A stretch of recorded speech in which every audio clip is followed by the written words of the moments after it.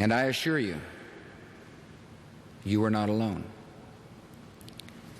Just 3 days removed from these events, Americans do not yet have the distance of history. But our responsibility to history is already clear: to answer these attacks and rid the world of evil. War has been waged against us by stealth and deceit and murder. This nation is peaceful, but fierce when stirred to anger. This conflict was begun on the timing and terms of others. It will end in a way and at an hour of our choosing. Our purpose as a nation is firm, yet our wounds as a people are recent and unhealed and lead us to pray. In many of our prayers this week, there's a searching and an honesty. At St. Patrick's Cathedral in New York on Tuesday, a woman said, "I prayed to God to give us a sign that He's still here." Others have prayed for the same, searching hospital to hospital, carrying pictures of those still missing. God's signs are not always the ones we look for. We learn in tragedy that His purposes are not always our own. Yet the prayers of private suffering, whether in our homes or in this great cathedral, are known and heard and understood. There are prayers that help us last through the day or endure the night. There are prayers of friends and strangers that give us strength for the journey. And there are prayers that yield our will to a will greater than our own. This world He created is of moral design. Grief and tragedy and hatred are only for a time.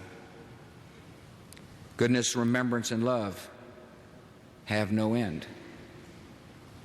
And the Lord of life holds all who die and all who mourn.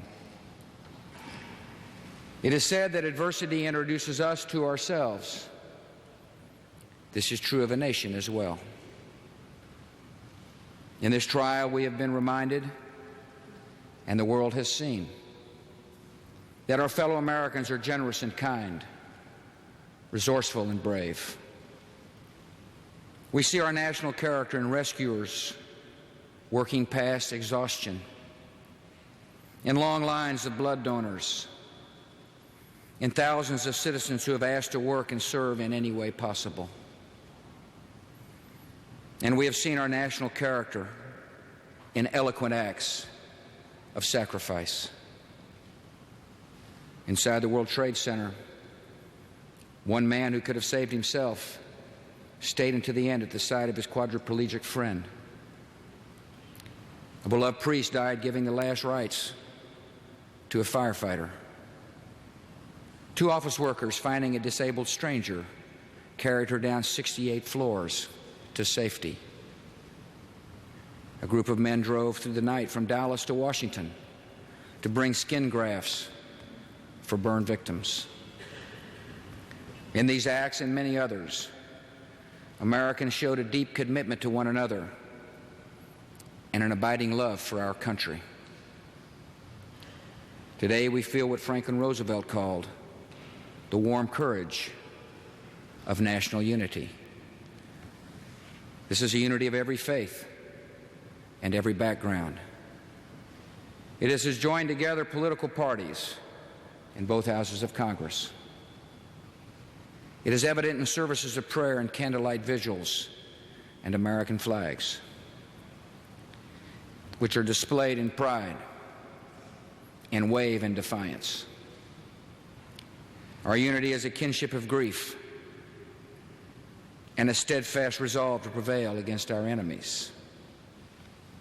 And this unity against terror is now extending across the world.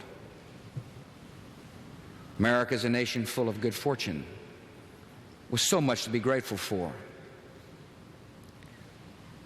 But we are not spared from suffering. In every generation, the world has produced enemies of human freedom.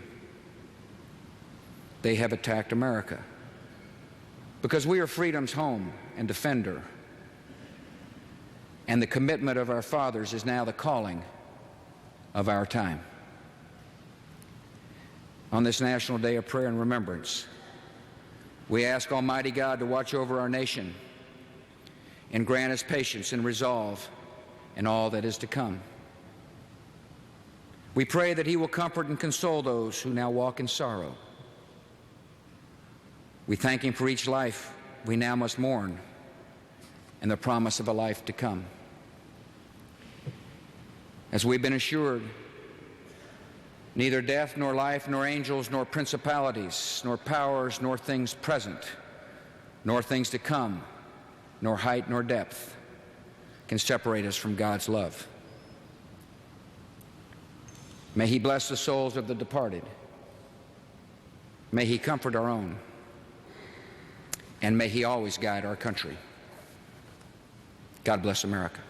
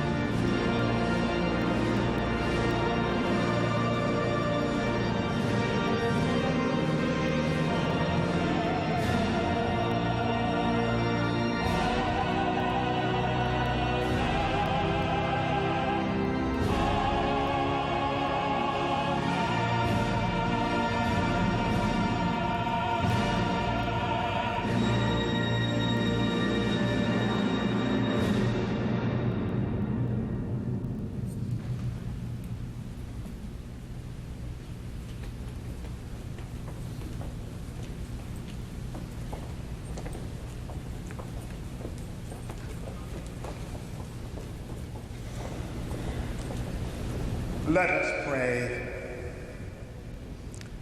O God, whose days are without end and whose mercies cannot be numbered, grant to us and to all who are bereaved the spirit of faith and courage, that we may have strength to meet the days to come with steadfastness and patience, not sorrowing as those without hope, but in thankful remembrance of your great goodness, and in the joyful expectation of eternal life with those we love.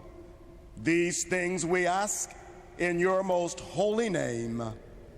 Amen.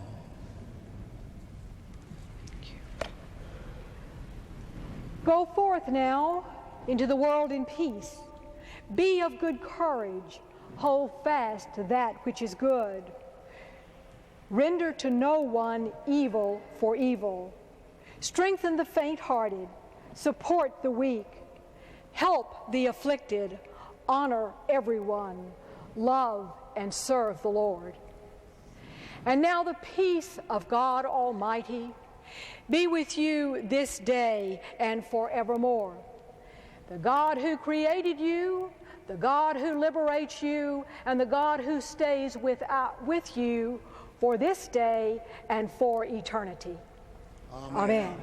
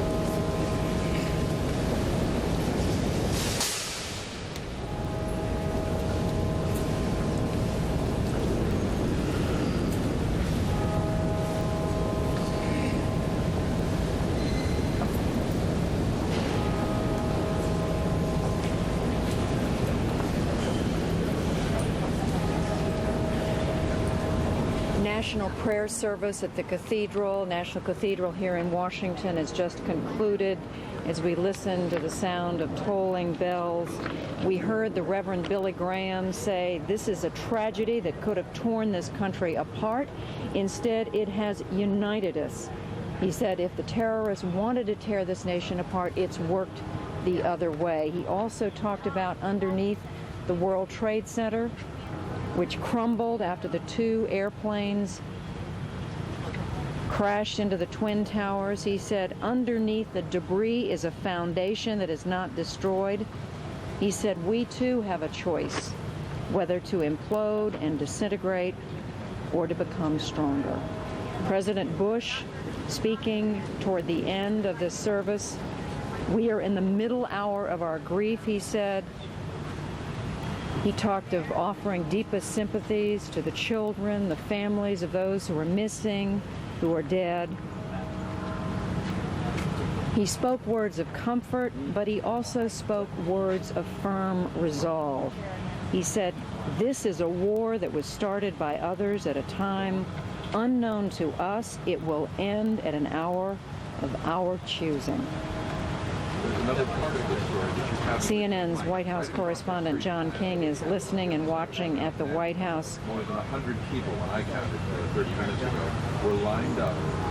And I'm here now at the cathedral with the Reverend Franklin Graham. You were just saying to me, Reverend Graham, these people showed up anyway, that the American people really don't have a sense right now of what we are facing as a nation. I don't think so. I think many people think that maybe this is closure. But in some ways, this is the beginning of a long struggle for our way of life. And I believe there is a war that is in front of us. And my father spoke of the hope. And we as a nation, we need that hope. And we talk of the hope as Christians that we have in faith in Jesus Christ, God's Son. And he spoke of that foundation which you mentioned, and the foundation that we have as a nation, which is there. And even though we have been attacked, our foundation needs to be on Almighty God. And we as a nation, we need to turn back to God and build on that foundation which was started by our forefathers many years ago. And of course, the President talked about ridding the world of evil. And one day I believe that will happen when God comes and when Jesus Christ, the Son of Almighty God, establishes his kingdom here on earth. We'll see evil removed. But till then, evil's going to be present with us, and it needs to be fought, and we need to oppose it, and we need to work for good in this world while we have that opportunity. Your father spoke with remarkable energy. You were telling me he's 83 years old. He walks with a cane. Sometimes now he walked slowly, but his words were vigorous, yes, and they were strong. It struck me, Reverend Graham, he said at one point, we come together to affirm our conviction that God cares for us, whatever our ethnic, political, or religious background. He was speaking to everyone. He was, and God does care for all of us, and he loves all of us. And that's what my father wanted to get across to the nation, that God is a God of love, and he's a caring God. I mention that because this is a time when many of us might be tempted to look at those of Arab backgrounds from the Middle Eastern part of the world and just in a blanket sense turn against those people. And we should do that. I have many Arab friends, many Muslim friends, wonderful people who, of course, are just as brokenhearted and disgusted over the incidents of this past week as we are. And we should not just turn our hatred toward people of another race or of another religion. We need to focus on those that are actually responsible for this. And it wasn't a race of people that did this. It was a small group of people who have been on the destruction of this country, these Islamic fundamentalists that need to be stopped. So I just plead with people not to paint in a broad brush, so to speak, the people of the Middle East. They're wonderful people. Do you have any doubt, Reverend Graham, that we are headed for a war? Yes, I believe so. I really do. And how long it will be, I don't know. But you're not going to be able to attack these terrorists and defeat them in 100 days. It's not going to be a Gulf War. This is going to take time. You know, it's been said ever since Vietnam, and perhaps even before that, American have been reluctant to think of sending our young people off to the far corners of the earth to die for causes that Americans didn't necessarily understand or support. But I hear you saying this is different. This is different. This is for the sake and security of this nation. And this may sound rough, Judy, but we need to use every weapon in our arsenal, if need be, to defeat this enemy. And I don't think we should hold back, and we'll make a great mistake if we hold back our technology and hold back our weapons and put young men and women in there and sacrifice them because we're scared to use some of our major weapons. And I think we're going to have to use every, and I hate to say it, hellish weapon in our inventory if need be to defeat these people. Do you really believe that the American people are prepared now to have young Americans die? No, but I think they're prepared to stop this, but not to put our young men needlessly, or our young women needlessly. And yes, there may be some young men and women whose lives may be lost, and I pray not. And that's why I think we need to use these weapons that we have, and not our young men and not our young women, and just sacrifice them as cannon fodder. But let's use the weapons we have, the weapons of mass destruction if need be, and destroy the enemy.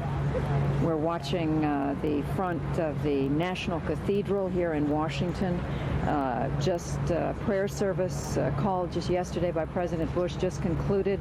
We're seeing an extraordinary coming together of presidents, former President Clinton, former President Gore, whom, as I mentioned earlier, President Bush specifically asked to come to this service.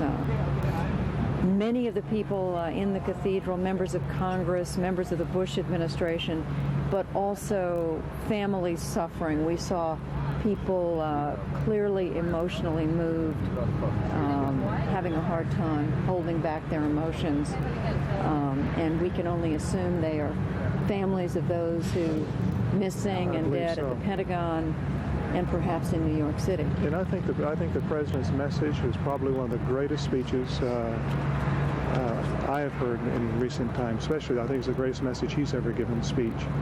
And I think he touched the heart of America with his words. He reminded us of the stories and of the heroes, the real heroes, the people who have sacrificed their lives already to save others, the firemen, the priests, the men and women in uniform that died on their post. And I think this may be one of the great hours in our nation right now as we prepare to go forward to deal with this. We're watching former President Clinton speak with the head of the Democratic Party, Terry McAuliffe. This is one of those moments when political parties, the differences between the two parties seem to fall away. Aaron Brown joining us now in New York. Aaron, it seemed to me that the president wanted to make a point of the character of Americans, and we're watching President Clinton, as we all are, affected emotionally by this. But President Bush said, "It is said that adversity introduces us to ourselves." He said that's true of a nation as well. He said, he quoted a Franklin Delano Roosevelt line. He talked about the warm courage of national unity that we are basking in this difficult moment. I was struck, Judy, by the beauty of the cathedral, of the words, the music, in contrast to the utterly obscene look of the Pentagon and the World Trade Center. That contrast seems so powerful to us as we sit here in New York today. It is, Aaron. And the sounds here in Washington too. I mean, we've listened over the last few days to the replaying of the screams of those as they watched the aftermath of those planes hitting the World Trade Center, the screams of those who couldn't believe what they were seeing. And today we hear voices lifted in song and in praise. And you're right, it is, the contrast could not be more stark. And we also, as the service was beginning, we were quite moved by the services that were going on in other places, from quite literally Maine to California, all across the country, as Americans of all faiths gathered on this Friday, this memorable week, unforgettable week, gathered together and worshiped and cried and hoped for better days. One never knows how long these moments of national connection last, but while they are occurring, while they happen, and they almost always occur in the country's most difficult moments, they are quite moving. Former Senator, presidential candidate Bob Dole there. Aaron, I really believe, and you know, I guess it's being said over and over, this country hasn't seen anything like this since World War II. We haven't had an occasion to come together with this sort of political and religious unity, ethnic unity, you know, all those words that Billy Graham spoke. Whatever our backgrounds, we join together as a country. And you think back to the challenges this nation has faced in the last half century, and I can't think of a time when the country has seemed more united than it seems right now, and will need to be as we face whatever lies ahead. It certainly speaks to how strongly the events of Tuesday shook the nation. That those buildings could come down, that the Pentagon could be hit, that so many lives could be lost, that a vulnerability could be exposed, is so utterly shocking, I think, to Americans, that it made it important to join hands. And for however long it lasts, whether it's days or weeks or months, who knows. Certainly there will be days and issues coming up where political differences will emerge again, as they always do. But one wonders, can't know, but wonders, if something profound here has happened. John King at the White House. John, a lot of care went into preparing the remarks that we heard from President Bush today.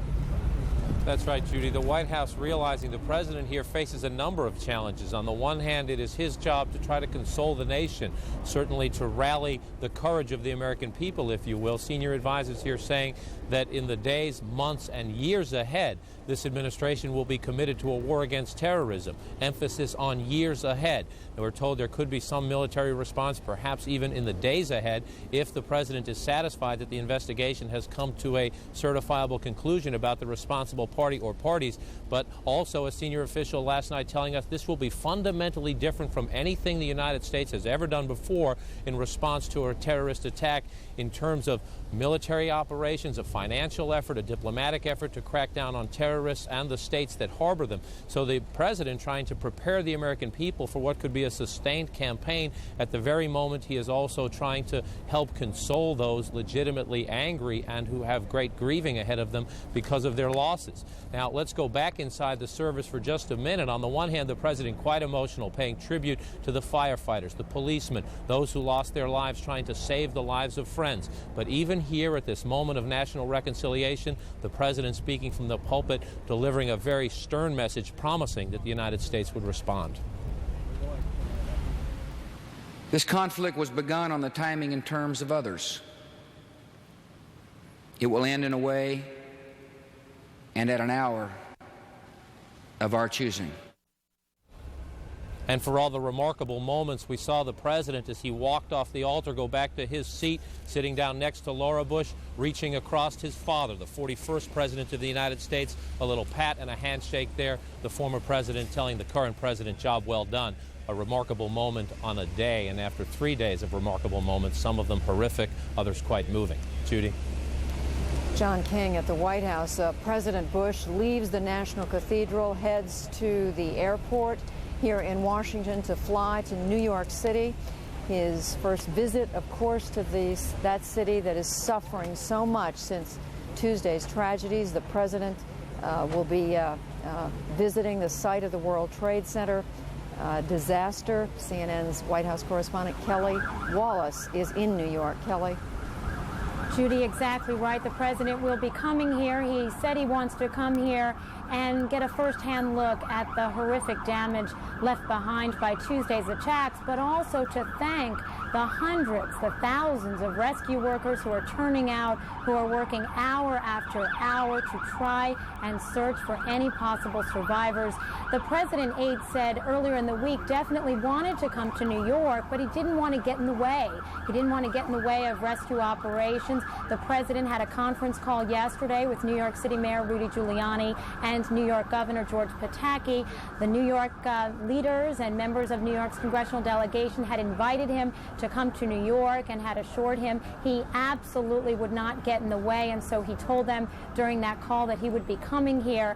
And Judy, almost all, we believe, of the members of the New York's congressional delegation will be traveling with the president on Air Force One, including New York's two senators, Senator Hillary Rodham Clinton and Senator Chuck Schumer. And to show you how this tragedy really hits home, one member who will be traveling with the president is Congressman Joseph Crowley, who represents mostly Queens and the Bronx.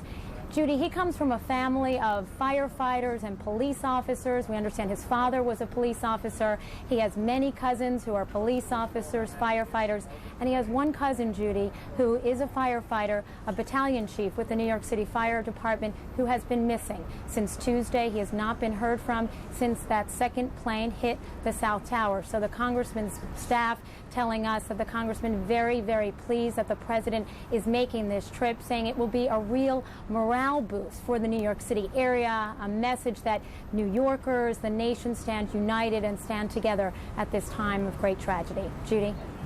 No doubt, Kelly Wallace. And again, you're reminding us that so many families in this country, on the East Coast and elsewhere, affected by what, 5,000 missing in New York City. And when you add the 200 or so at the Pentagon, the numbers are just mind-boggling. And each one of those represents a life cherished by those loved ones. Aaron, we are hoping to talk shortly here with Senator Joe Lieberman, who of course was a Democratic vice presidential candidate. We saw him inside the cathedral. We hope to talk with him and also with some of the firefighters who were taking part in this service at the National Cathedral. Aaron? As people file out, you saw virtually the entire Washington political establishment, saw Alan Greenspan, Federal Reserve Chairman. In the cathedral also were 170 members of the diplomatic corps. Of the 175 countries that keep embassies in Washington, 170 sent representatives. They went to the State Department. They signed a condolence book. They rode over together on buses. It speaks to how this tragedy, this catastrophe, has shaken not only the country, but how it has awakened in many ways the world at large, and they have stood, countries around the world, with the United States. That is but one sign of that. There are many, many others. Here's CNN's Richard Quest in London.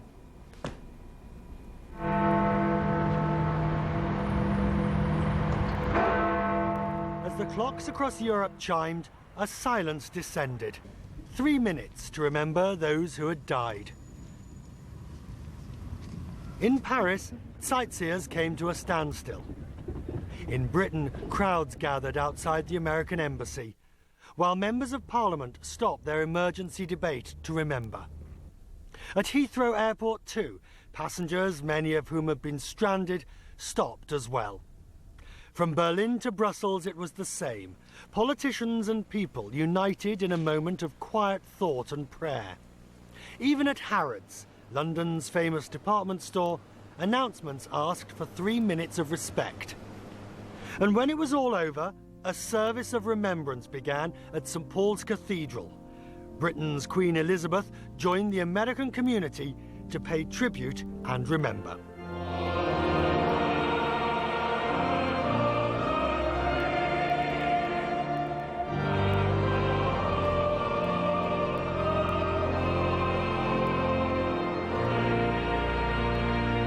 Richard Quest, CNN, London.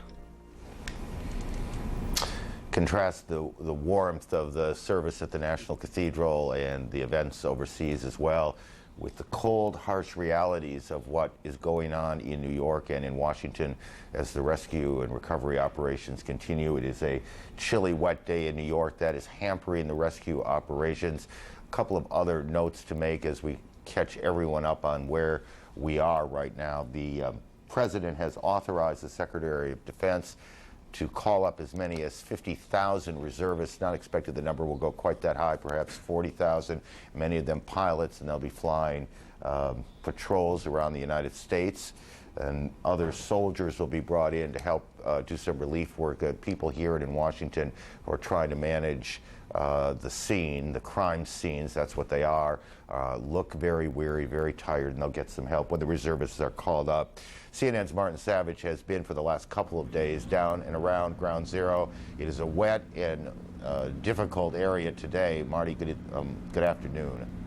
Good afternoon to you, Aaron. And throughout the service, throughout the morning, throughout all of last night, it was a very cold rain and a very bitter and biting wind that was blowing through the streets of New York, passing through the area where the desperate search for survivors is continuing. It is a mood that perhaps weather-wise is not reflected across the country, but in feeling it seems to go that way. For the rescuers, the weather has been very problematic for them, especially in the last 12 hours. The rain has been difficult for them because it makes it very treacherous just moving around that very big debris pile that measures about 100 feet tall. Once used to be 2 towers, 110 stories tall. On top of that, though, is the wind. We've already told you a number of times about the structural damage and the concerns about a number of buildings that remain standing but may not be fully sound. The wind blows through those buildings, and rescuers that have been in the area and engineers say that they see gaps in buildings now that are beginning to widen, and that is only increasing their concerns about the stability of those very structures looming over those that are working so hard to try to find those that may be trapped down below. We can tell you that even though the nation may have paused to remember, there was no stopping here, at least not at this checkpoint, which is just about 3.5 blocks away. All of the activity continued here. There is too much to be done and too little time to waste in order to stop. They felt it was important to keep moving. One thing that is noted, security increasing almost by the hour, obviously in preparation of the President's visit. It is clear that they have a lot of work to do, and they are about that job at this hour and for the hours that remain. One last thing we wanted to show you, Aaron. There is a flag that flies at the top of the American Express building. That flag has a story. It was placed there by a New York City firefighter. His father died recently. His father was also a colonel in the military. That flag draped his father's coffin. He felt that it was appropriate to place at the top of that building the highest presence in this area as a salute to his father and also a remembrance to all those who have died. He would not give us his name, but he felt that it was very, very important for everyone to know that it was there. There are many stories down here, Aaron. The biggest one of all, though, still continues, the search for survivors. Aaron? And no one is watching that search for survivors more carefully, with more hope, than the hundreds of people who have gone to the Armory here in New York. It's been open 24 hours a day. They go there in search of information. Hillary Lane is there as well, and she joins us now. Hillary.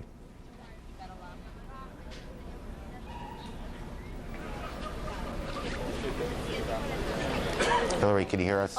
Yeah, Aaron, I can hear you. Let me tell you a little bit about what is happening behind me. We are at the Missing Persons Bureau, which is the giant armory that has been set up for these purposes.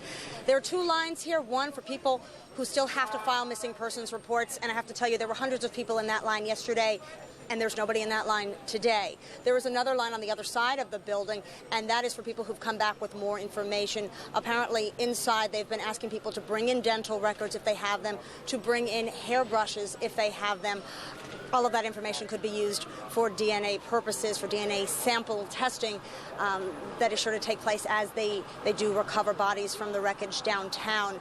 Now, I'm here right now with Suktan Shin, whose brother was working on one of the higher floors at Fiduciary Trust. The 90s. You said you spent hours in line yesterday, and today you appear to be incredibly frustrated. Tell me what's happening.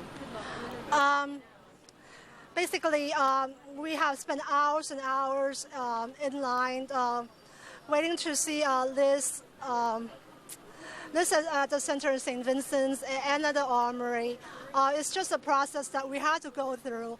And we went through it again and again and again with the people that are trying to help us. And it's just very, very frustrating. And at this point, after not finding any news, we are very desperate. One of the things that was happening, you were telling me earlier that you hadn't been able to contact anybody from the company. And as we were standing here, Alan Lum came by. You're looking for your cousin.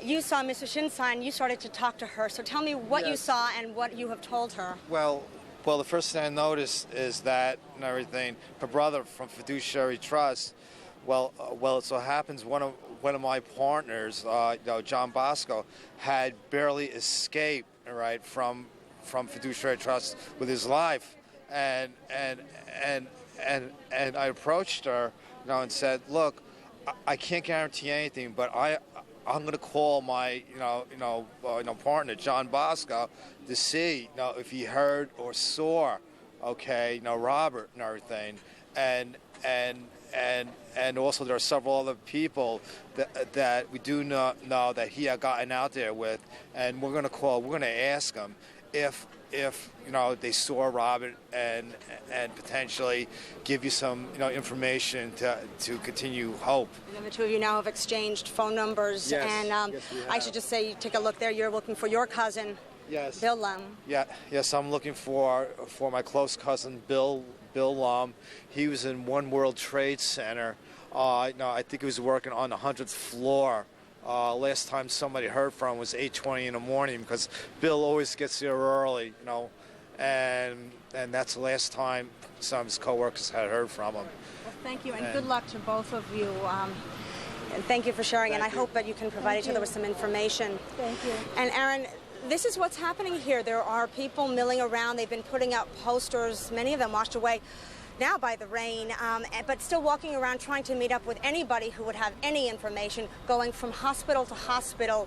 One of the final stops that the people who come to the Missing Persons Bureau make after they fill out the paperwork, after they meet with a detective, is to go downstairs and to check the many lists of people who have been admitted to hospitals, or the short list at this point of people who have been confirmed dead. So it's a hard place. The other point I have to make is that this morning I spent a good amount of time talking with one of the Red Cross representatives, a man named Jack Herman, who coordinates all of the disaster and mental health services. He said they have about 100 counselors inside milling around. He said those counselors are hugging and crying along with all of the families who've come here today and yesterday as well. Aaron? Hillary, thank you. It's such a desperate scene down there. Thank you. We, on the other side of the monitor, on the right side there, see the president's helicopter on the lawn of the White House. The president beginning that short, hour-long or so journey here to New York, where he will join with political leadership here in support of the rescue workers and in support of all of those who have lost their lives and all of those who are waiting at the Armory for word on a loved one, and all of those who have been touched by the tragedy. Judy? Aaron, here at the National Cathedral in Washington, just a short time ago, we heard President Bush saying, we see the character of a nation in what we've seen in the last few days, and we see that in part in the work of the rescuers. We have two rescuers with us right now who heard the president's words and who took part in the rescue efforts at the Pentagon in the last few days. I want to introduce them to you now. This is Dennis Young, a firefighter based at Fort Myer in Virginia, but at the Pentagon when that American Airlines plane hit the building. And also Captain Dennis Gilroy, you're also based at Fort Myer. Yes, ma'am. I want to come to you first, Mr. Young. You were in the building, and how close when the plane hit? Approximately 75 to 100 feet away. What happened? it happened so fast. There is no way to explain what happened. One minute I heard a noise, the next minute we were in a ball of flame. I mean, why I'm talking to you now, only God knows. Were you knocked unconscious? No, ma'am, I wasn't. I walked out of the building without a scratch. Everybody that was in the building with me and the 2 firefighters that was with me, all were injured. How I got out of that building without anything happening to me, God himself can only tell. Well, you're a firefighter with 18 years experience. You were at the fire station, which is inside the Pentagon. What did you do when you realized this had happened? What did you do next? I obviously got out of started to get out of the building, and I went out into the app bay. And when I walked into the app bay, it was literally pieces of fire here and there from the explosion. The app bay being? Where we store the truck at. Mm-hmm. Fire truck. Yes. And I had gotten my firefighting gears. I just picked it up in my hands and walked outside. When I walked outside, I had realized what had happened.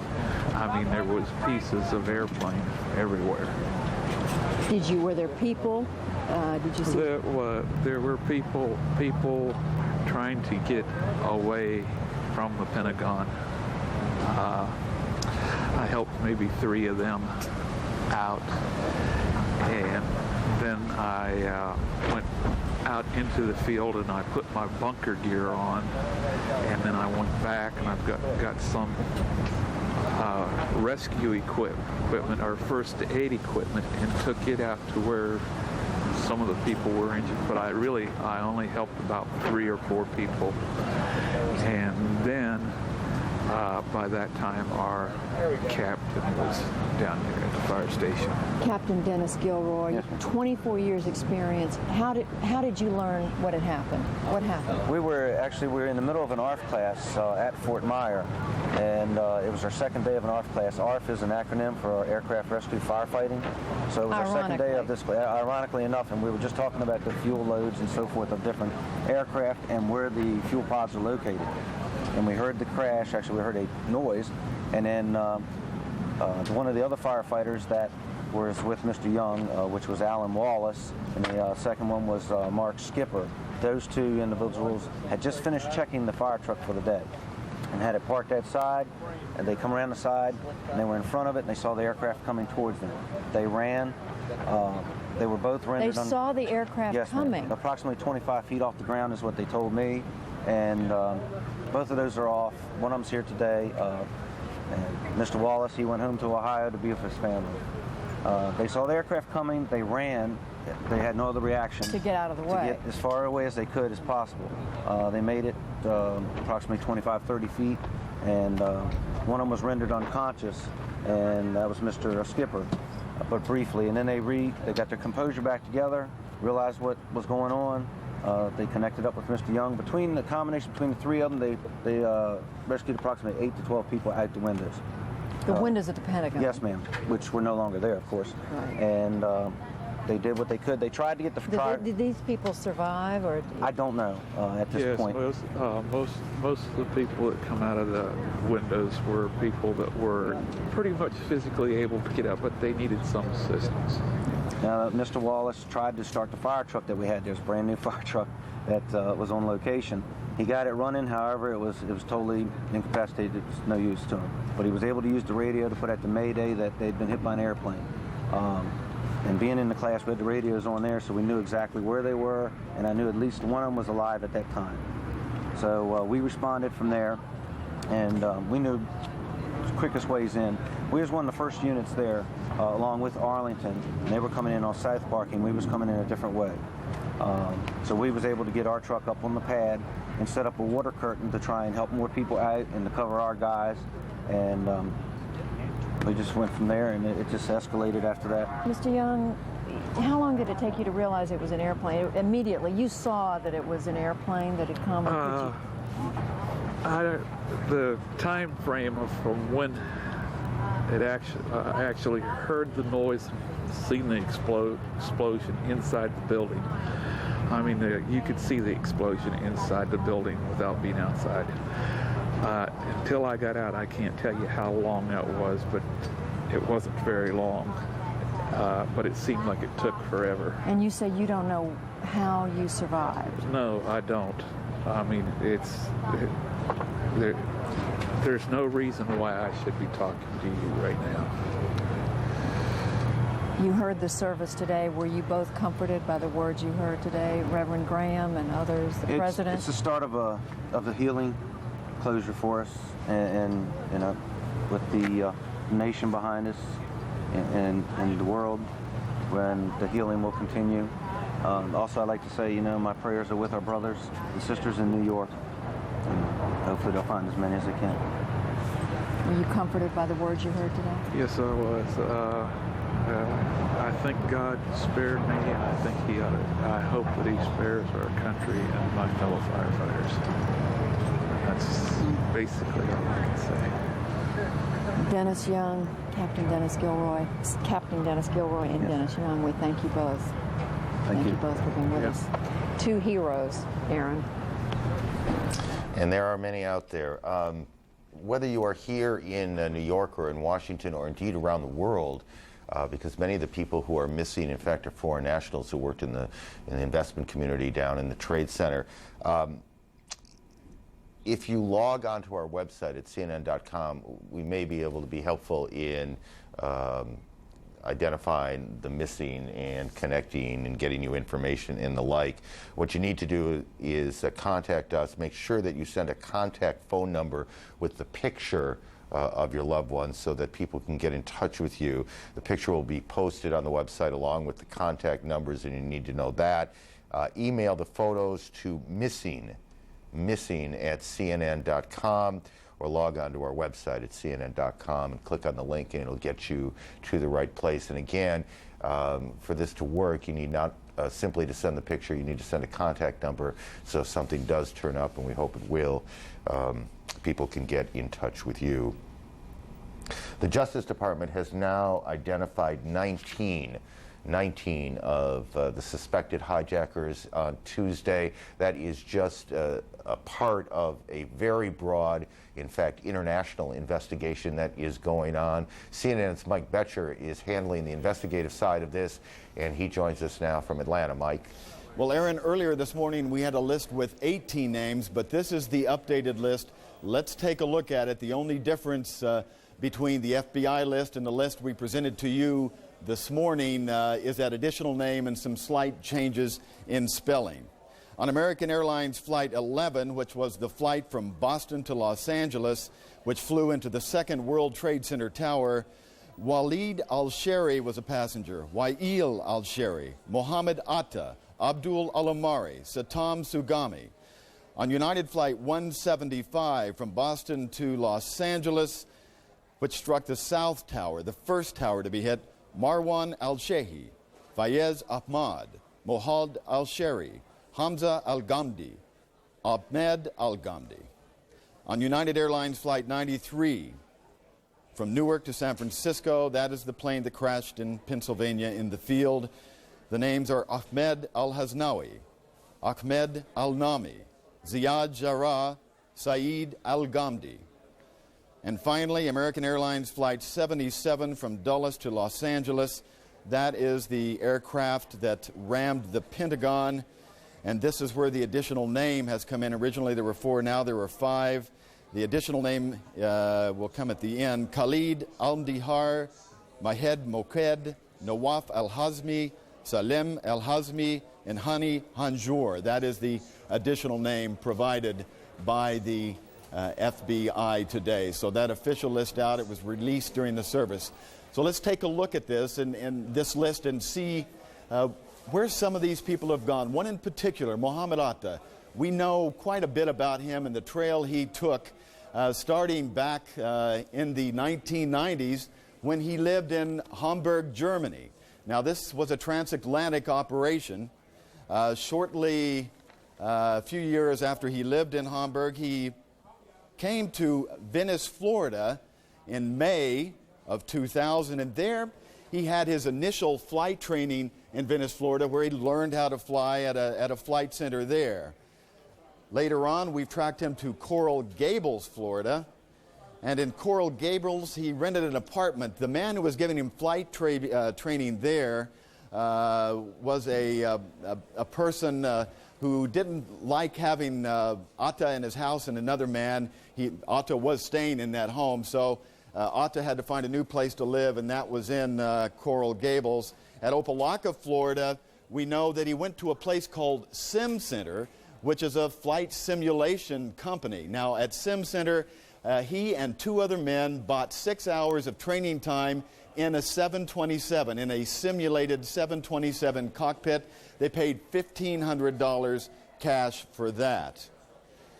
Later, back to Hamburg, Germany. That was in February, and if you saw us yesterday, those pictures of the German police raiding an apartment there, that was the apartment of Mohammed Atta. They also looked at 7 other apartments in Hamburg, Germany. For some reason, he went there, and then he returned to this country at Pompano Beach, Florida, where he went to a rental car company called Warwick's. And at Warwick's, he rented 2 cars over the period of about a month. That second car he had for about 2 weeks, and he put 3,000 miles on that car, so he drove a considerable distance. He could have gone up and down the Atlantic seaboard in that amount of miles, so we don't exactly know what happened there. After that, he went to Palm Beach County, Florida, and this was just last week. And in Palm Beach County, Florida, he took about 3 hours of flight time in a Piper aircraft. He said he wanted to get his skills back, a refresher course. From there, he went to Boston, Massachusetts. He rented a car there at an Alamo rental car. He drove it on the morning of the hijacking to Portland, Oregon, and then took an early flight from Portland back to Boston, and then back on that ill-freighted aircraft that flew into the World Trade Center tower. Now, Mohammed Atta is an interesting figure. One of the things we have to look out for here is that there are several different people around the world with the same names, but we've talked to Israeli sources who said they have been seeking a Mohammed Atta, a Palestinian. They said he's been wanted for terrorist acts in Israel, but we are not sure if it's the same individual. Aaron? There's a phenomenal amount of detail there. Let me ask a couple of questions. First of all, do the names themselves tell us anything about where their allegiances, whether, look, the question here is, do they have a connection, and can we tell that by their names, to bin Laden or anyone else who might be of interest right now? Well, we're attempting to do that, and intelligence officials have been trying to do that for a couple of days now when they got those names together. We do know that more than half of the names are either prominent Saudi names from the south of that country or Yemeni names. But I was told by one source there is the possibility that these names may not be the real names of the actual hijackers. I have the bin Laden manual for Al-Qaeda that's issued to followers of bin Laden, in which they talk about using cutouts, so to speak, stealing somebody's identity. It's a tactic they use all the time, so it's something we got to be really careful. There could be some names on this list that maybe there's another Mohammed Atta out there, and so we're trying to be very careful. But certainly the FBI must have a lot of confidence in this, Aaron, to release this as it is right now. We see the president, Mike, as you were talking, walking up the steps, getting into Air Force One for his trip to New York. Assume Air Force One will be pulling away shortly. Mike, if you're still there. Yes, I am. We know now, or at least we have 19 names that we believe are either real names or aliases of some sort of the hijackers. Is there much you can tell us about the broader investigation that's going on?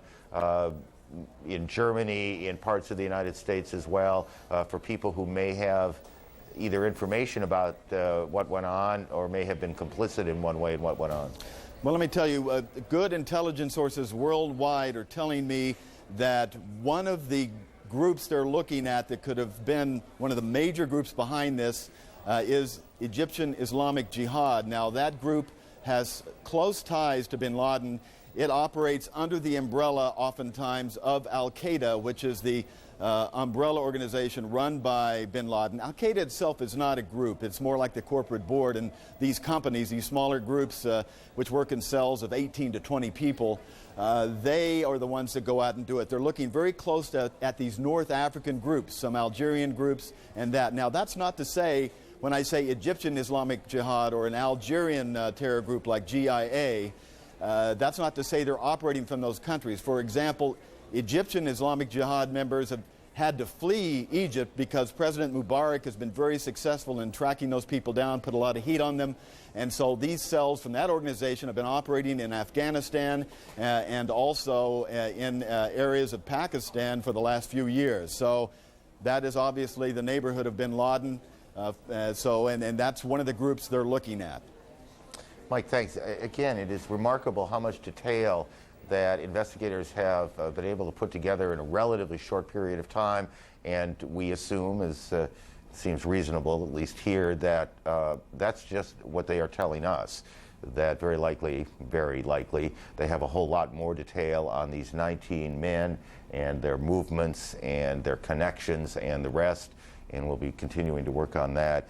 It is also, I think, quite remarkable to a good many Americans that you could find 19 people out there, perhaps more, who have such hatred for the United States that they would not only commit this awful act that went on in New York and in Washington and kill themselves in the process.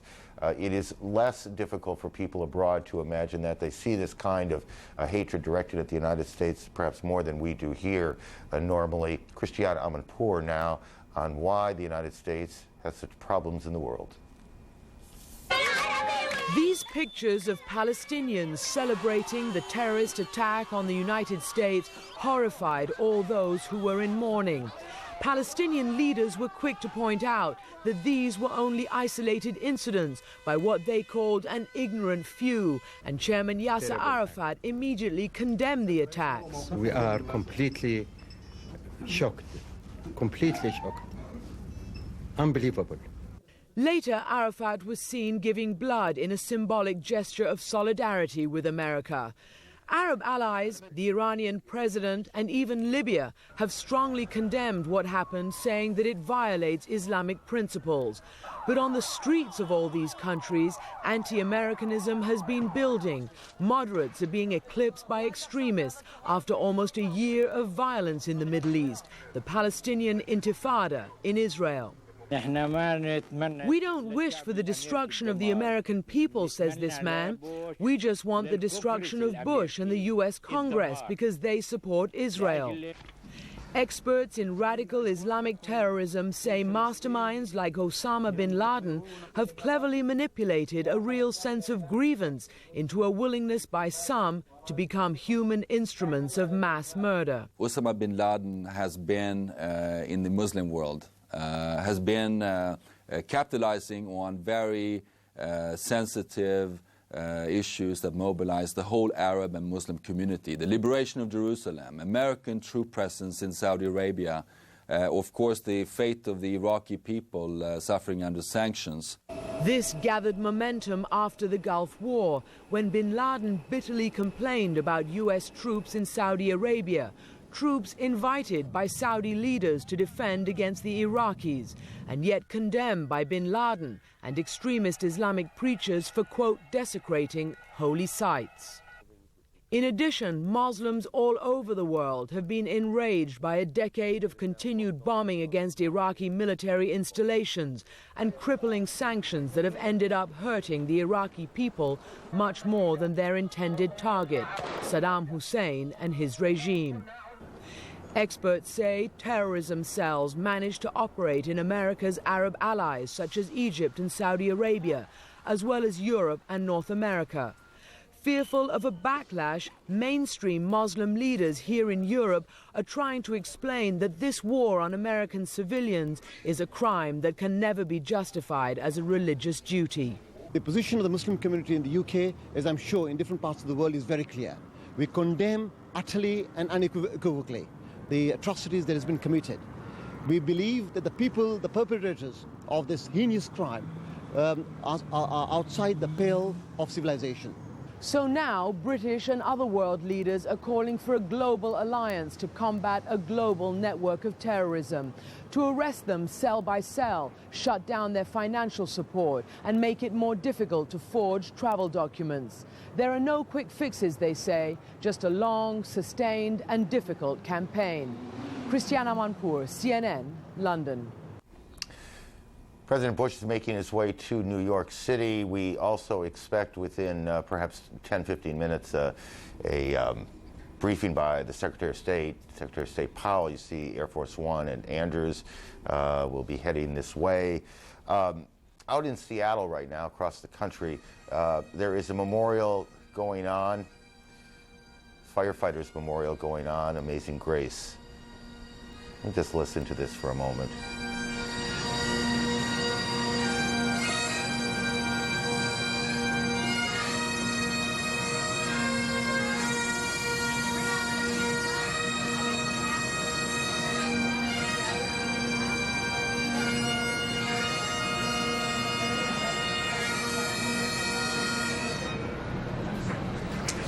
Among the dignitaries there, the Governor Gary Locke, but as you can tell, this is not about dignitaries. This is about people, in this case Seattleites, who have come together for their moment together.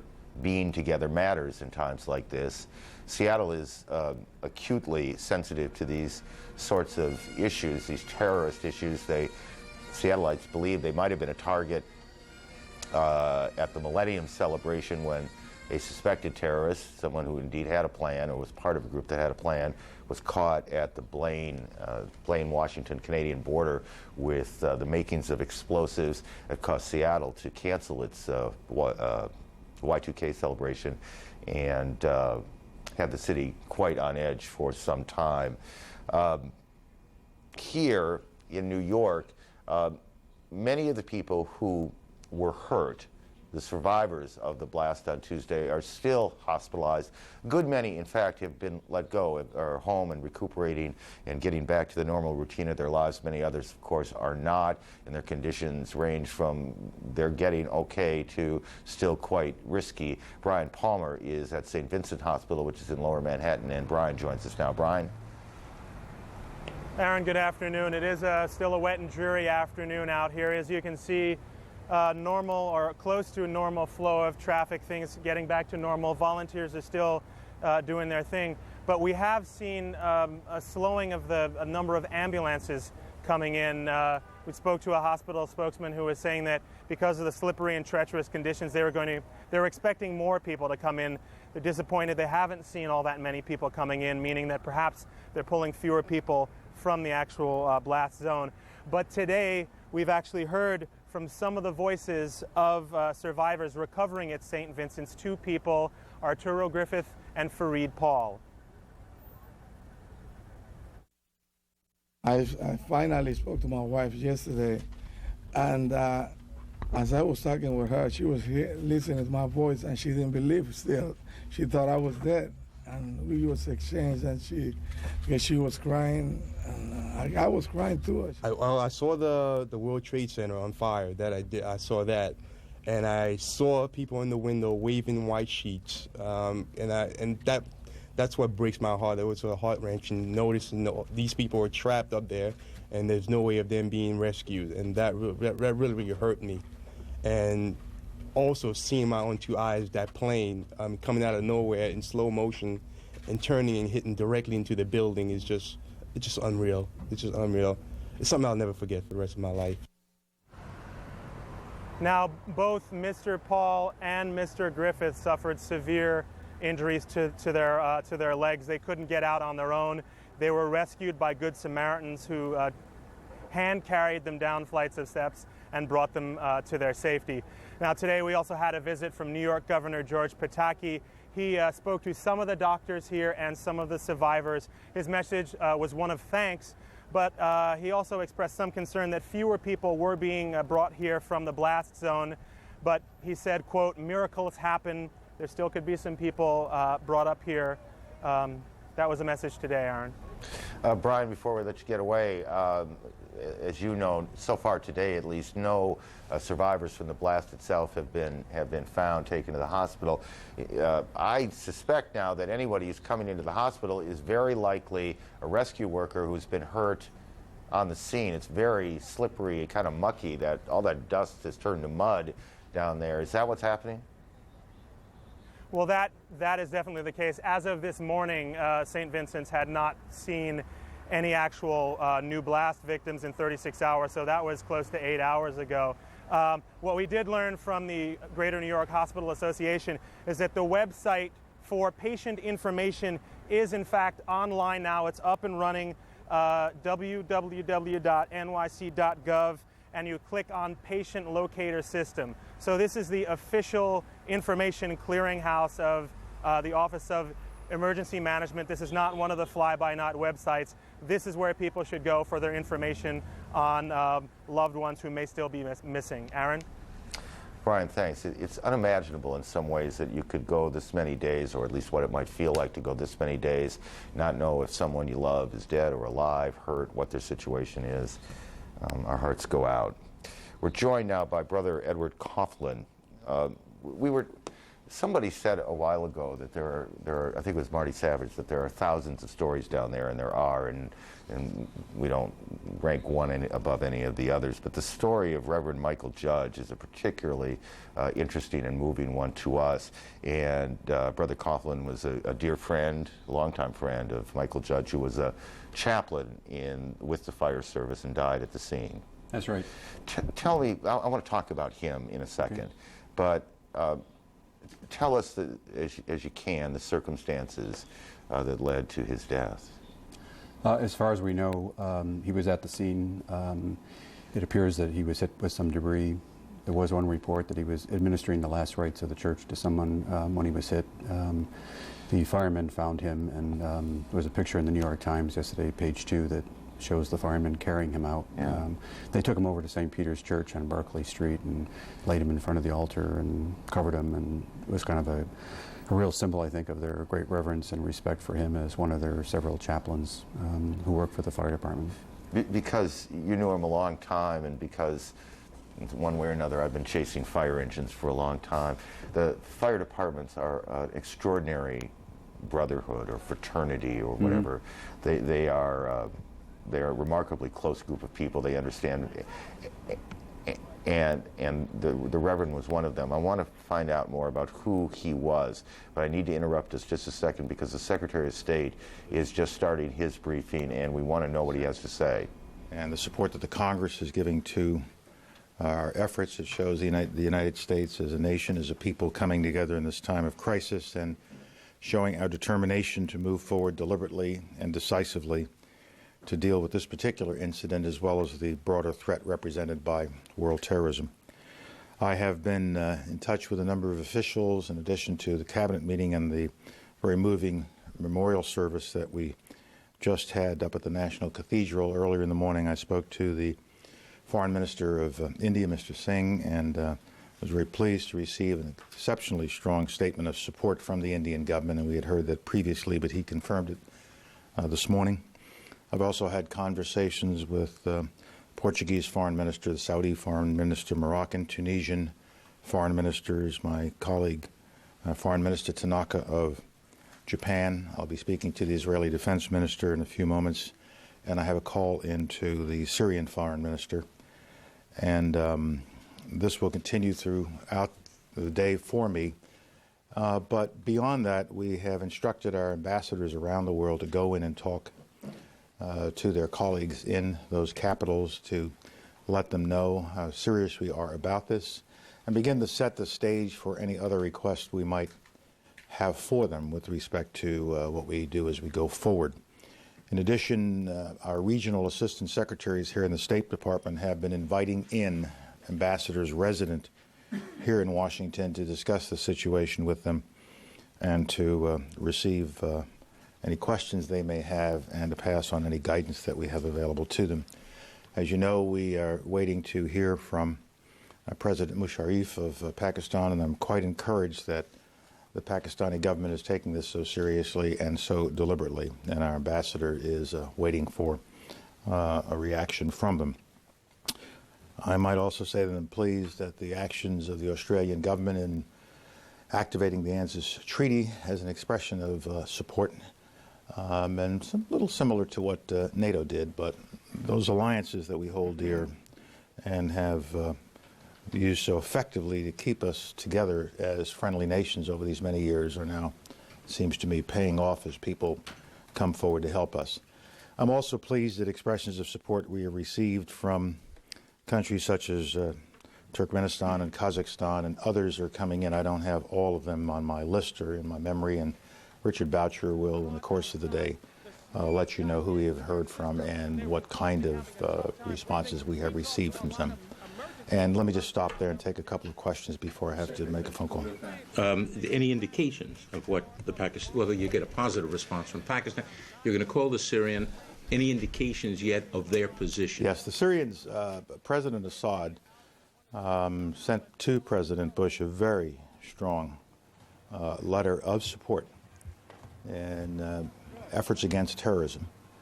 Now, of course, we have had a mixed relationship with Syria over the years, and in the course of my conversation, hopefully this afternoon with my colleague, I'll pursue the spirit of the letter that President Assad sent to President Bush and see where that takes us.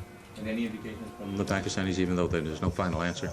So far, I am very encouraged, but I think it's best that I do wait for a final answer. Mr. Secretary, Indian media says that that government handed over some maps to you today of guerrilla camps and other training areas that Afghanistan is said to be using. Can you confirm that that's I can't confirm it. I just don't know. Richard could chase that down for you, but I can't confirm it here. It wasn't mentioned to me in my phone call at about 9 or 9:30 or 10, whenever I had, or about 10:30, I guess it was, with the Indian Foreign Minister. Mr. Secretary, we've heard a lot, yourself and other cabinet members and officials say, as we reach out to countries and ask for help, you're either with us or you're against us. Now, of course, we hope that all countries are be with us, but if we ask for something from a country, we ask them to root out terrorism in all its forms or to provide logistical or any type of other support that we need for any eventual military response. If they decline, if they say that they won't do what the U.S. asks, what are the consequences for, quote, being against us? I think we have to be careful as we go forward, and we intend to be. We're talking with countries that are friendly to us, and we will present requests to them and see what they are able to do within their capacity and within their political circumstances. But if we find a particular country, especially those that might be serving as a haven or is a well-known supporter of this kind of activity, and they are simply unresponsive, and we deem that unresponsiveness to be contributing to additional terrorism or to the fertile ground in which terrorism thrives, then that will certainly affect the kind of relationship we're going to have with them in the future. I am not threatening so much as I am saying this has become a new benchmark, a new way of measuring the relationship and what we can do together in the future and what kind of support we can provide to you in the future across a whole range of issues and activities. Yeah. Mr. Secretary, the last 2 days you've been saying that how important you think it is that despite the events here, the tragic events here, that it's still very, very important for the Israelis and the Palestinians to have high-level meetings between Chairman Arafat and former Mr. Perez. Now, Prime Minister Sharon has now called that meeting off. And secondly, you're speaking to the Israeli defense minister later. Are you going to bring up his comments that were quoted in an Israeli newspaper this morning in which he said that the disasters in New York and here were a catastrophe for Arafat because the Israelis had killed 14 Palestinians since then and no one had noticed. I don't know what we'll discuss. I haven't seen those comments, but I know him rather well, and I'm sure we'll have many things to discuss, but I won't prejudge what I might raise or what he might raise and announce it before he raises it or I raise it. I would still hope that a way is found for the Israelis and the Palestinians to meet. When they meet is a judgment for them to make. We have two leaders who have to judge their own interest. We believe a meeting is important to get the process started. This conflict isn't going away, and I don't think it's going to be solved by continuing conflict between the two sides. So I hope that conditions will present themselves soon so that a meeting can begin. But I think it is also fair to say that the events of the 11th of September have fundamentally changed the way in which people look at terrorism and acts of terrorism. Secretary Powell, as your strategy to fight global terrorism begins to take shape and as these international coalitions that you've been trying to build solidify, it's obviously a very different war that you're preparing to fight in that the enemy is not in one country. Could you explain this to us? Yeah, I was raised a soldier, and you're trained. There is the enemy occupying a piece of ground. We can define it in time, space, and other dimensions, and you can assemble forces and go after it. This is different. The enemy is in many places. The enemy is not looking to be found. The enemy is hidden. The enemy is very often right here within our own country. And so you have to design a campaign plan that goes after that kind of enemy. And it isn't always blunt force military, although that is certainly an option. It may well be that the diplomatic efforts, political efforts, legal, financial, other efforts may be just as effective against that kind of an enemy as would military force be. And the point the President made this morning is that the whole cabinet's involved, and we're going to use all the tools and weapons at our disposal to fight this campaign and to win this war. I only have time for one more, and I apologize. Let me say, who haven't I? Go. Do you have a message for the Taliban? Yes. Is it a vote? That's the question? All right. The message is, to the extent that you are providing havens, support, encouragement, and other resources to organizations such as the organization headed by Mr. Osama bin Laden, that is attacking civilization, that is killing innocent people. And I would give this message to any other regime in any other country that might be doing similar things. To the extent that you are doing these sorts of things, even though we have not yet, notwithstanding words like prime suspect, we have not yet identified Osama bin Laden as the direct perpetrator, but the evidence, we have a lot of evidence is mounting, which will allow us to determine in the near future who it is. But he certainly is the leader of that kind of organization, and to the extent that governments such as the Taliban government in Afghanistan support such things, you need to understand you cannot separate your activities from the activity of these perpetrators.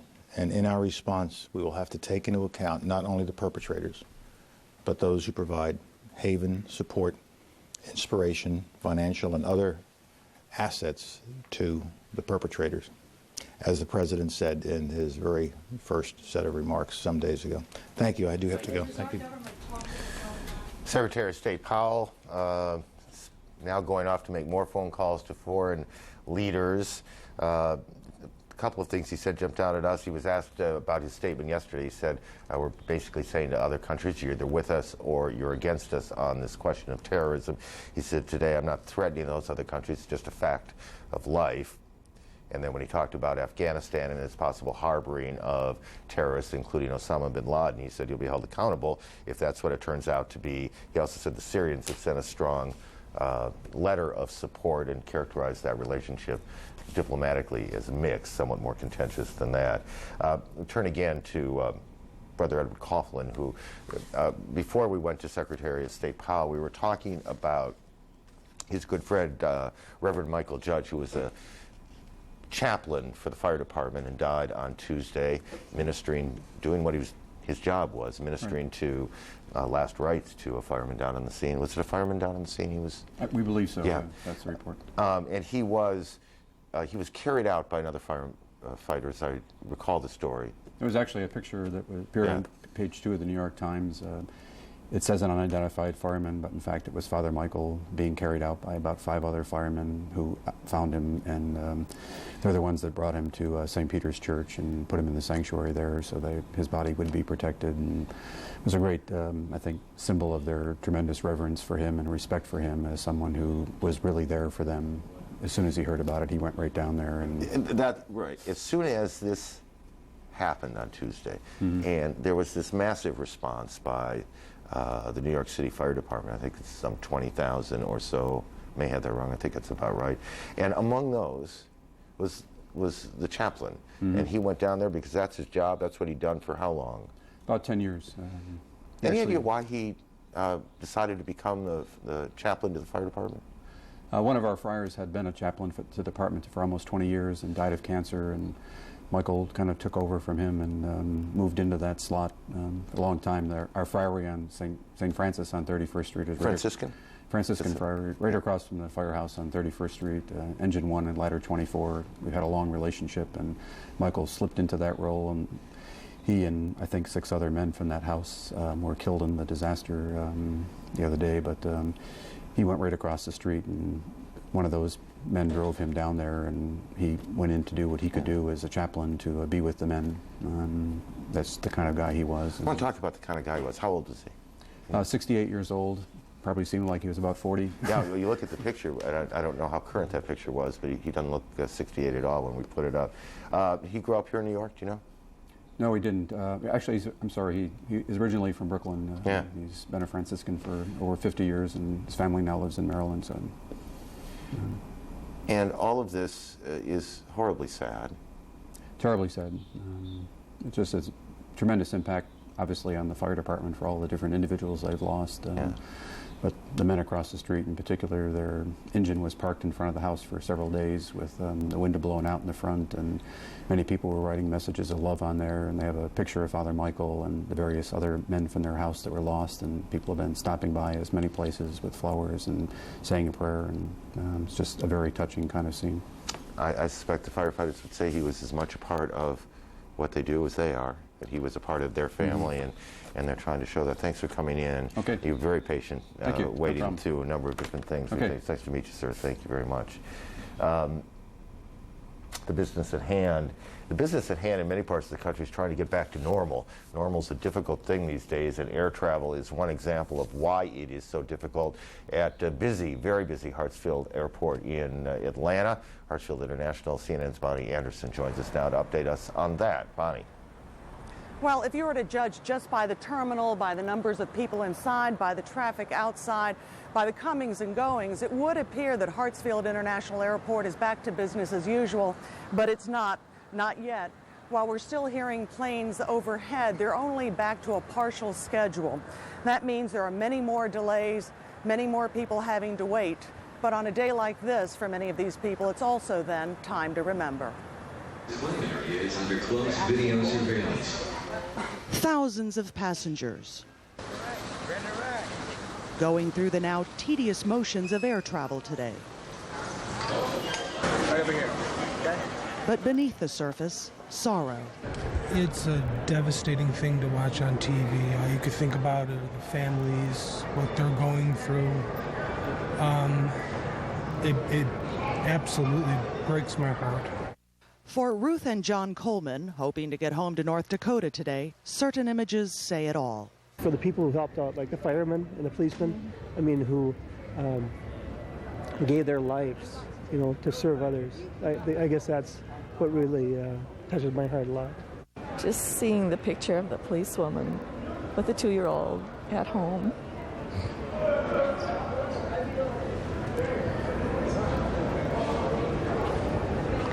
It's terrible. As he waited for a plane to take him home to Utah, Ted Lloyd read his Bible and sent a heartfelt message to those in pain.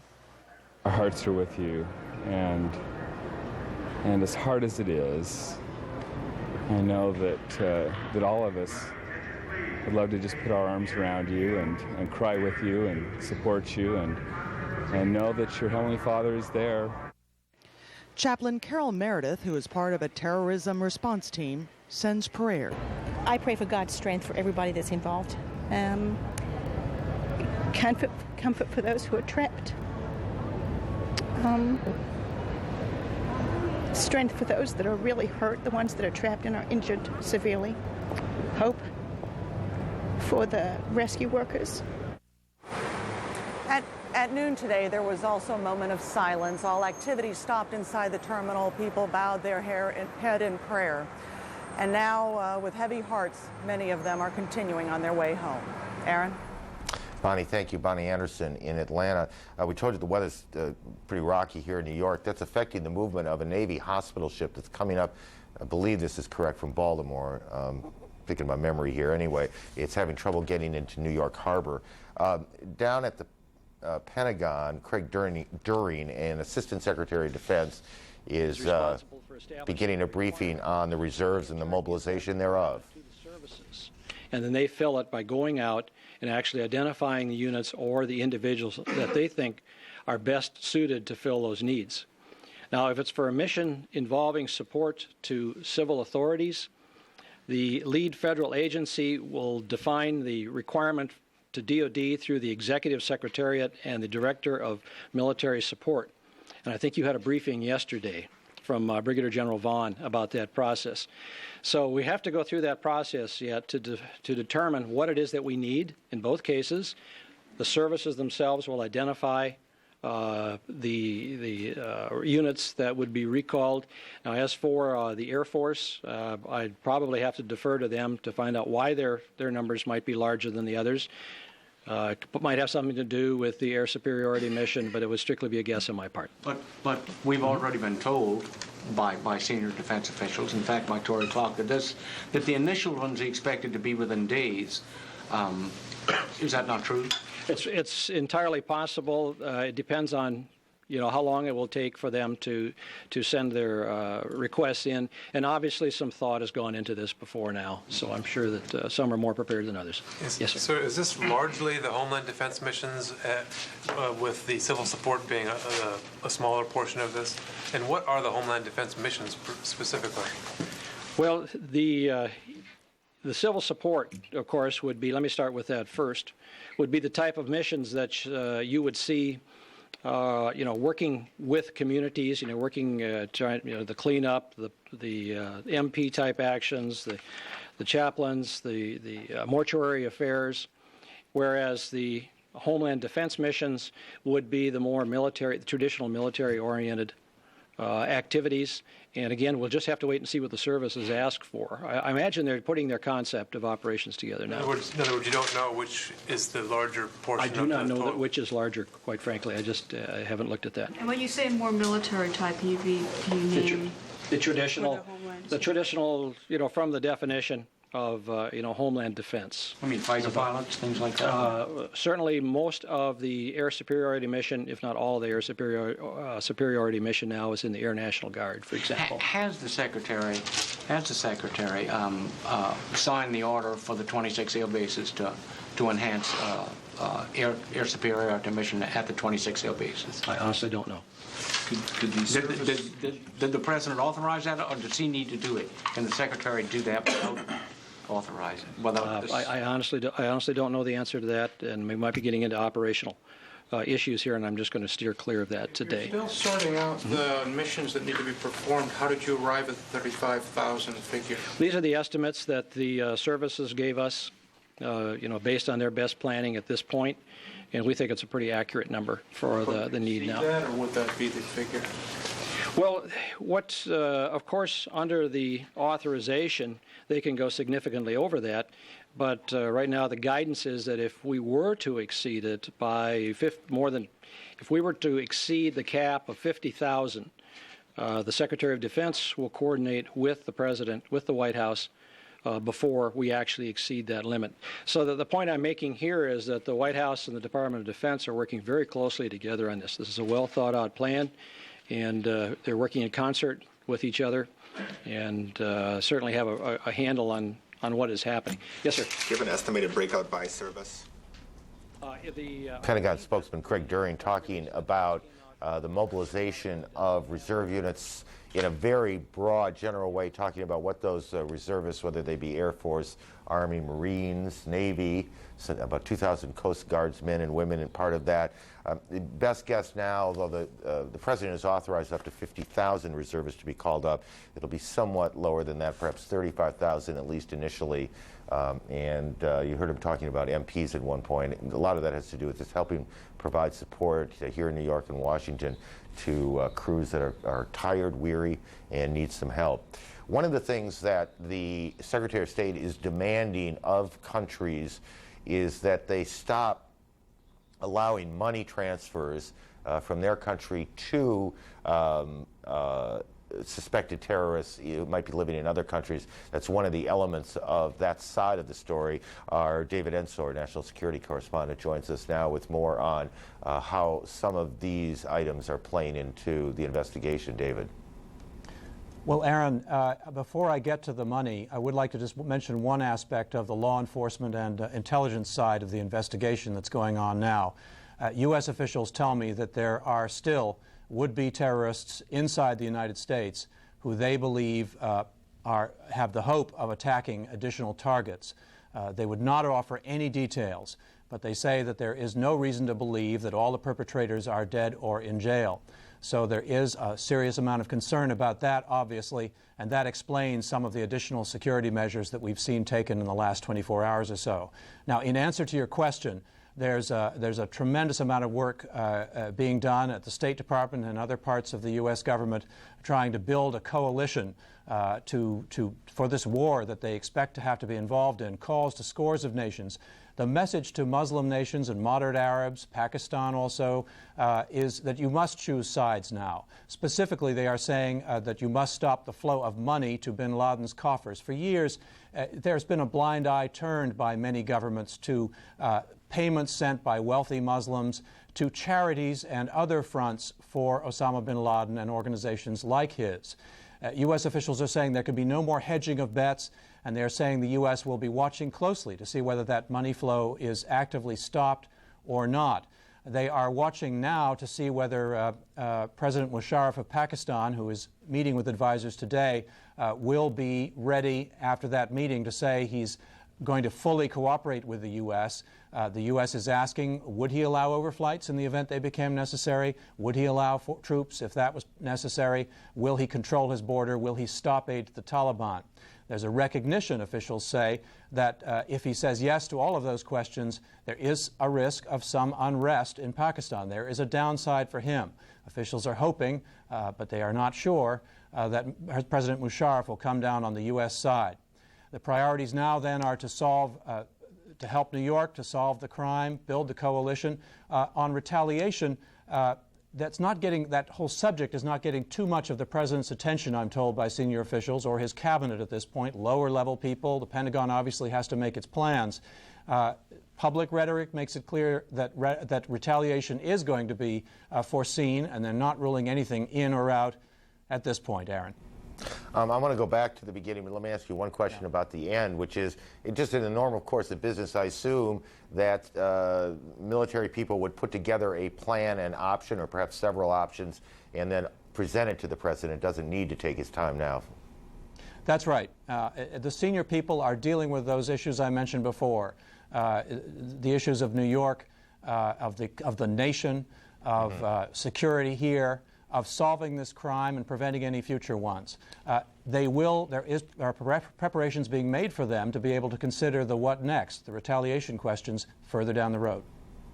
All right, let's go back to the beginning, this troubling piece of information you're hearing. No reason to believe that all the terrorists have been found. And I'm prepared to hear you say this is all they're saying and they won't give us any more, but let me ask it anyway. That's a little different than saying there's no reason that there may still be terrorist plan out there. I know it is, and And that was exactly what I asked. And the answer is you can say it in the positive as well. In other words, there is evidence that there are terrorists in the United States planning additional attacks. So obviously that's a big concern. Aaron. Let's see if we can, let's build a couple of bridges here. Let's go to Atlanta. Mike Betcher, who's been covering the investigation in the United States as well. Mike, hearing what David has said and hearing what your sources are telling you, are there any dots you can connect here? Well, the dots I can connect to the fact that there has been movement of some organizations to the United States over the past few years, evidenced by indictments in North Carolina earlier this year of according to federal prosecutors, members of Hezbollah, who they say were raising money in the United States. And over the course of the past few years, as I've covered terrorism, they've always brought up the specter of sleeper cells. Now, these are people who come into the country, lead normal lives for a period of years, and then are activated for particular missions. And certainly, if you look at the case of people involved in this certain act, I think we're going to find some people who led normal lives here and then all of a sudden were activated. So those are the dots I can throw out there for you right now, Aaron. The Attorney General, I believe I heard this correctly. Guys, hang around because I'd like to pick up on this. The Attorney General, John Ashcroft, is talking now about the investigation, and we'll pick that up here. I want to take this time to give you a report in regard to these matters. Today, the Federal Bureau of Investigation released a list of 19 individuals who have been identified as hijackers aboard the 4 airliners that crashed on Tuesday. The FBI requests that anyone who may have information about these individuals, even though these individuals are presumed to be dead, anyone with information about these individuals immediately contact an FBI field office or call the toll-free hotline. The toll-free hotline, as you know, is 1-866-483-5137. 1-866-483-5137. The Federal Bureau of Investigation has also forwarded a list of more than 100 names to numerous law enforcement organizations. These are the names of individuals the FBI would like to talk to because we believe they may have information that could be helpful to the investigation. The organizations that we have submitted these names to include the Federal Aviation Administration, the airlines, FBI field offices, about 18,000 police departments across America, the U.S. Border Patrol, and the U.S. Customs Service. Now, the nature of this list is that it would be changing constantly as people are either removed from it or added to it. But we believe that the individuals on the list may have information that could be helpful to us in our efforts.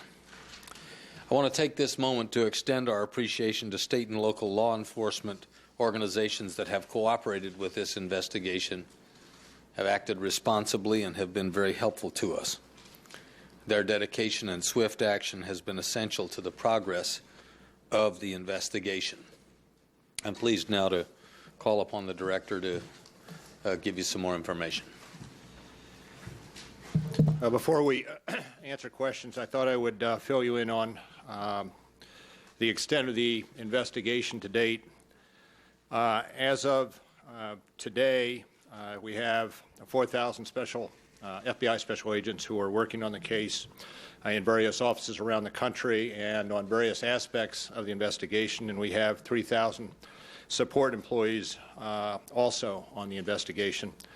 20 FBI legat offices are running down leads overseas, and all 56 FBI offices around the country are engaged in the investigation. We have conference calls several times a day to make certain that everything is being coordinated appropriately. To date, we have had more than 36,000 total leads. Of those, over 30,000 have come in off the internet. 3,800 have been received on the FBI hotline, and another 2,400 have been generated through the various field offices. As you well know, and have picked up, we've conducted hundreds of interviews around the country. We've served over 30 search warrants in various places. Hundreds of subpoenas have been issued, and we have, in the course of seizing some of those executing some of those search warrants, we have seized computers, other documentary information that we are following up on.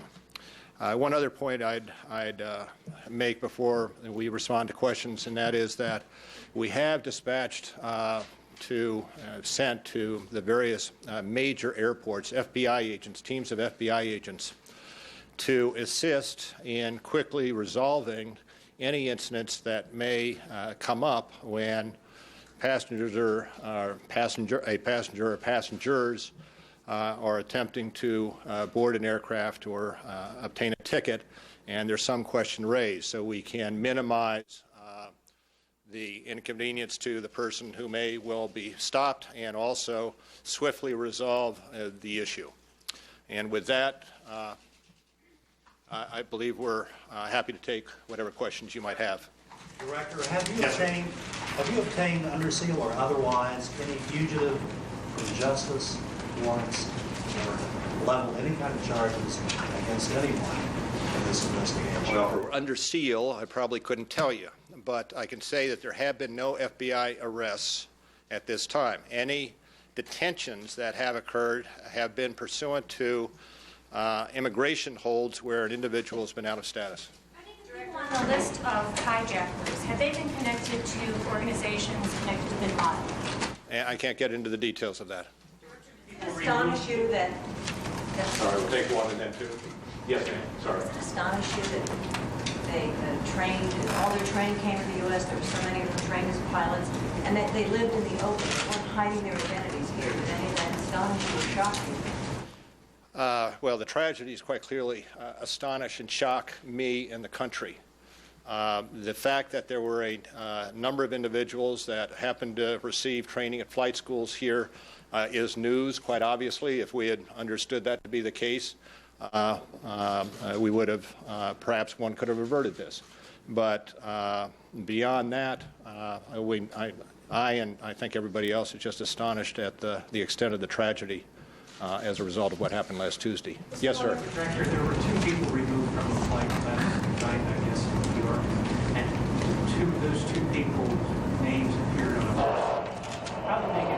How were they able to board if their names were on? Well, I can tell you that that was pursuant to a watch list, other than those names were pursuant, were on the watch list for reasons not related to this investigation.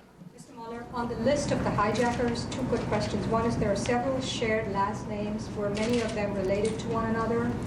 And the second question is Delray Beach and Hollywood, Florida seem to be very common residences. Do you know whether those were like bases of operation for these men?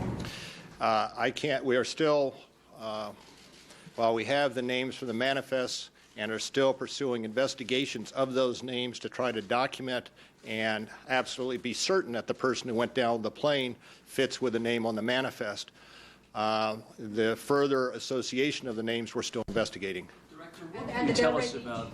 All I can say that there are a number of places in the country, without specifying any particular place, where we have conducted a number of interviews and several search warrants, Director, and executed several search warrants. Tell us about a D.C. police all-points bulletin being put out about a silver or gray minivan. They may be carrying a chemical weapon. I can't tell you anything about that. Yes, sir. What have you learned from the cockpit voice recorder and from the flight data recorders of the 2 planes? They're currently over at the NTSB, and I think the question should be directed to the NTSB on those at this instant. They referred us to you. As of this moment, we have not learned or received anything off those recorders. Well, actually, I should say we have not received anything off the voice data recorder. There is that recorder, which is other than the voice data recorder at the Pentagon that we picked up, and we did receive information off that. What did that tell you about that flight, about its path? I can't get into that now, sir. Yes, sir. What confidence do you have the names on the list are actually the people who were on the plane as opposed to aliases or stolen identities? Do you have a level of confidence there yet? I think we have a fairly high level of confidence, but when we spoke to you yesterday, we had 18 individuals who we believed were the hijackers. We now have a 19th that our investigation has disclosed was probably one of the hijackers on that plane that left Dulles, and consequently, continuous investigation updates our confidence or level of confidence, degree of confidence in assuring that the person who actually was on the plane is associated with the name. Yes, sir. Those 19 names, any suspects or individuals who are still at large who may have been the leaders or masterminds of this conspiracy? I'm sorry, what?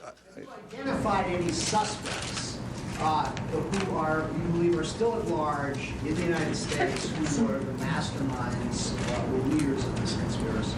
I cannot get into the details of the investigation. Suffice it to say, if we believe that there is somebody in the United States who is associated with this conspiracy and we had evidence upon which to base a charge, we would have and would level that charge. Yes, sir. Can you say anything about the immigration status of the 19? Were any of them out of legal status? I believe we tried to provide some of those visa details on the listing that we provided to you. I can say that some of them were out of status, yes. I'm not certain how many or which names or which individuals whose names appeared on the manifest and we believe to be a hijacker was out of status. Yes. It's common for the FBI to name a case agent in a big case. Have you done that on this one? The investigation is being run by Tom Picard out of headquarters here with Dale Watson and numerous other, I would say, senior FBI agents assisting in various capacities. And the name of the investigation, sir. Has the investigation been given a name, and what is it? Pentagon. The FBI briefing goes on. There are a number of things we want to deal with there. Before we do that, the president is making his way to New York. We have a pool report from the flight from David Gregory, who is the pool reporter on it, and we can listen in on that now. Gregory traveling with President Bush, where he has just touched down at McGuire Air Force Base in New Jersey. I'm reporting from a government helicopter that is about to take off and accompany Mr. Bush, as he has just boarded Marine One and is preparing to tour the damage around the World Trade Center. The president was greeted upon his arrival just moments ago by Governor Pataki of New York and Mayor Giuliani. The three men were casually dressed, all wearing steamer jackets, windbreakers, and hats. The three men embraced as Mr. Bush got off the plane. Mr. Bush has had a sullen look on his face since emerging before reporters after the service of National Cathedral. Again, if it's difficult to hear, the helicopter is about to take off now. Just 3 days after Air Force One was designated a target by the Secret Service, the security was again extraordinary today. When reporters arrived at Andrews Air Force Base outside Washington, 2 fighter jets were visible patrolling the skies overhead, just as the president's helicopter, Marine One, approached Andrews Air Force Base.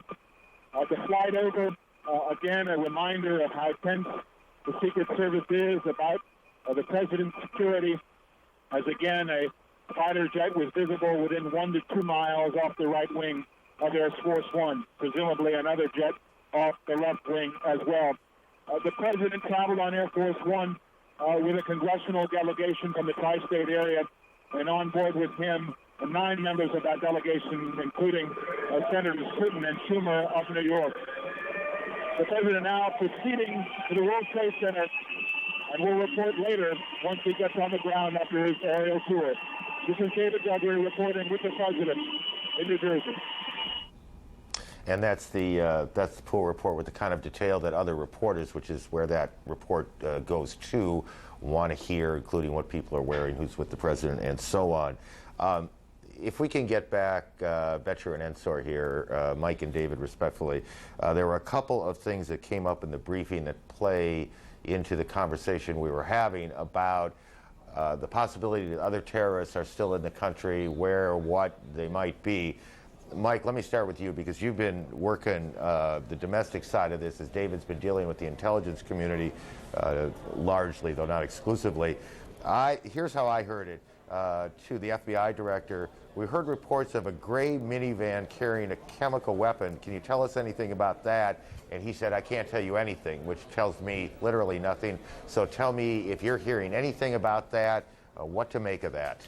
Well, I can tell you I know zip about that. That was a new one, but I will say that there is another list out there, which is right here. There are 52 people on this list, and these are people on a watch list being distributed around the country. Some have already been cleared, so the list is shrinking, but they want to talk to some of these people we don't know as material witnesses or as possible suspects. Aaron? I want to get to that in a second.